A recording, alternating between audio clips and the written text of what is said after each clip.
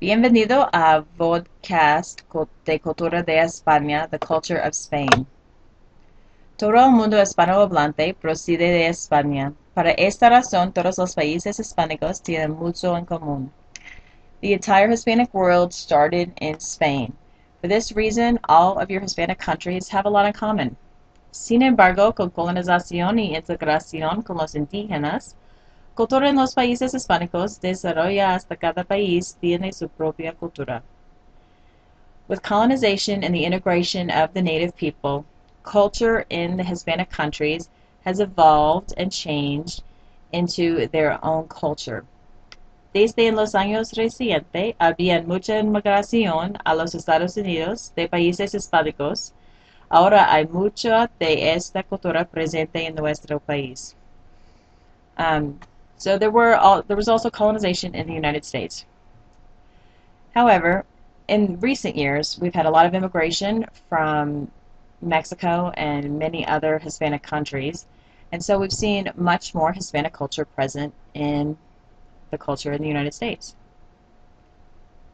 Así, aunque hay similitudes entre los Estados Unidos y la cultura hispánica, hay también muchas diferencias entre los dos países. So there are similarities, but there's also differences as well. Esta presentación discutirá las diferencias importantes a los adolescentes entre España y los Estados Unidos. So what we're going to talk about today is the differences that are important to you guys, to teenagers, between Spain and the United States. We're going to start with education. Educación en España. Todos los niños tienen que asistir a escuela entre 6 y 16 años de edad. So everyone in Spain has to go to school between the ages of 6 and 16. Educación infantil es desde el nacimiento hasta los 6 años. So your sort of pre-K, preschool is going to be educación infantil. So this is from birth until you're 6 years old. Educación primaria entre los 6 y 12 años de edad. So primary education is between 6 and 12 years of age. Educación secundaria obligatoria entre 12 y los 16 años de edad. So obligatory secondary education or required secondary education is between 12 and 16 years of age. Bachillerato, 2 años de escuela para preparar a los estudiantes para universidad o formación profesional. Después de los 2 años, estudiantes toman 2 exámenes, el bachillerato y selectividad para entrar a la universidad. So the bachillerato is 2 years of school after your required school that prepares students for either university or for professional careers such as secretarial office, those medical transcription careers, things like that. And after they have these 2 years of school, they then take their tests to get into university, which are called bachillerato and selectividad, which are different types of tests, but focus the same as the ACT and the SAT in the United States. Educación en los Estados Unidos. La edad requerida para los niños de los Estados Unidos es diferente entre los estados.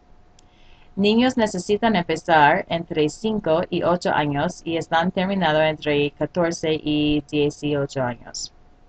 So required age for school children in the United States is different depending on what state you live in. So it could start anywhere between 5 and 8 years of age, and you finish anywhere between 14 and 18 years of age.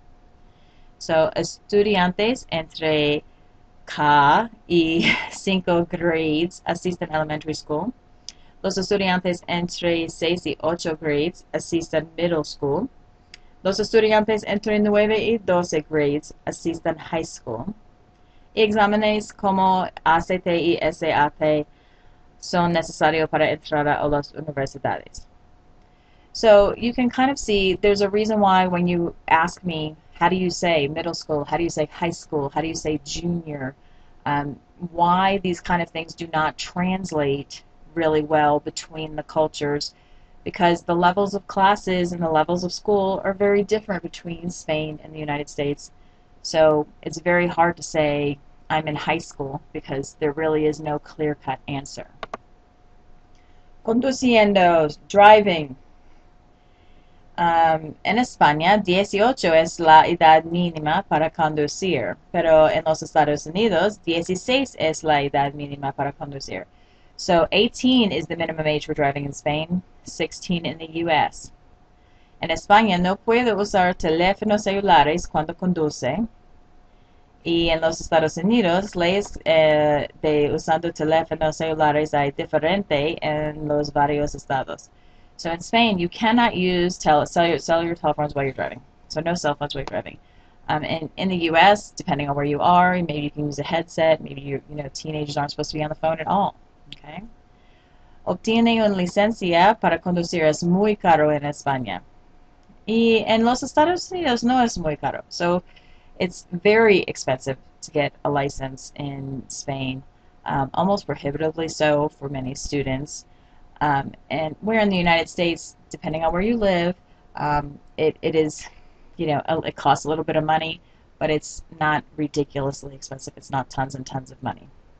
El límite de velocidad en España es 120 kilometers per hora on the autopista, which is like our highway, so your speed limit is going to be 120 kilometers per hour.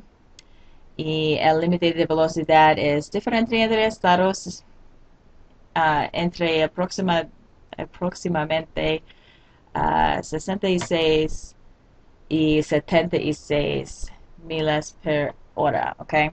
So you are going to be between 65 and 75 on the highway here in the U.S., okay? En los dos países conduce en el mano derecho, so both countries are going to drive on the right side of the road. En España, niños menos de 13 años de edad no pueden sentarse en el asiento delantero. So in Spain, if you're younger than 13 years old, you cannot be in the front seat. And en los Estados Unidos, recomienda que niños menos de 12 años de edad no pueden sentarse en el asiento delantero. So it's children under 12 are recommended not to be in the front seat in the United States. So it's a little different there. Bebiendo y fumando, drinking and smoking. En España, la edad legal permitida para consumo el alcohol es 16. So 16 is the legal age for drinking alcohol in Spain. Y aquí en los Estados Unidos es 21 años de edad. So here in the United States, as you know, it's 21. La edad para entrar los clubs es 18 en España. So in Spain, 18, you can get into all the clubs. Aquí en los Estados Unidos hay algunos clubs para adolescentes entre 18 y 20 años de edad, pero la mayoría requiere 21 años de edad. So there are some clubs for 18 to 20-year-olds, but the majority of clubs here in the United States are going to require that you be 21, that you have that drinking age. Okay. En España necesita tener 18 años para comprar tobacco. So you need to be 18 years old in Spain in order to get tobacco. Y es lo mismo en los Estados Unidos. Necesita tener 18 años. So it's the same in the United States. You have to have 18 years. You have to be 18 years old in order to buy tobacco products. Aquí es una pictura de la Plaza Mayor en Madrid. Aquí hay muchas tiendas y cafés y todo el tiempo muchas personas están aquí. So this is the Plaza Mayor in Madrid. There are lots of different kinds of stores, clothing stores, art stores, and cafes.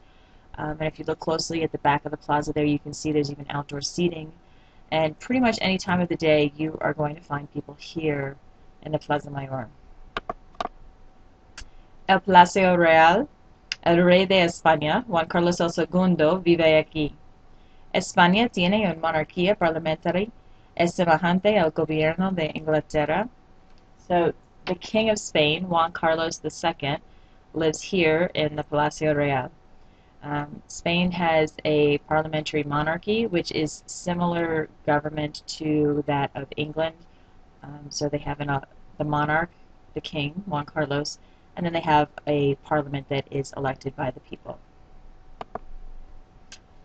El Estadio Santiago Bernabéu construyó en 1947.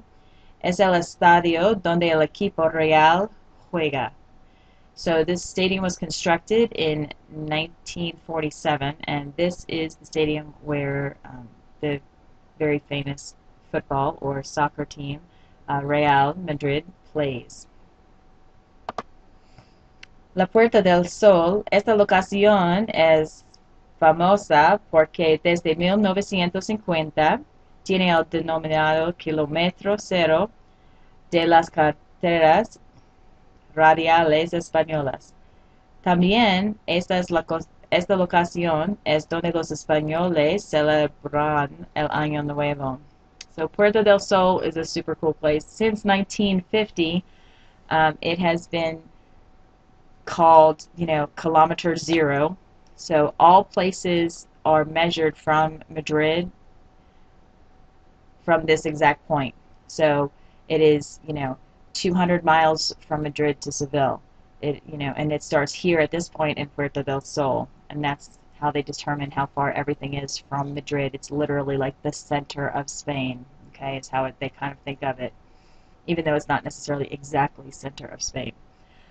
Also, this is where everybody comes and gathers for the celebration of the New Year. So it's kind of like the Times Square for us here in the United States.